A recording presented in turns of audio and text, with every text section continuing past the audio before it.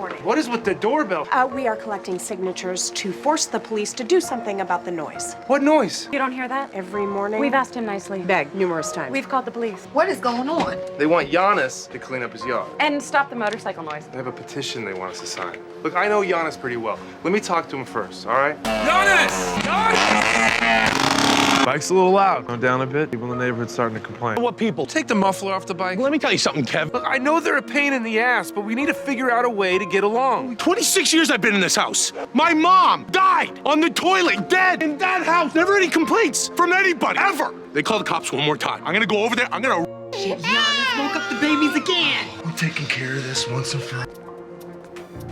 I thought you cut the throttle cable. I did! How he's riding without the throttle cable? Are you sure you cut the right cable? Yes, there's only two cables, the throttle cable and... The brake cable.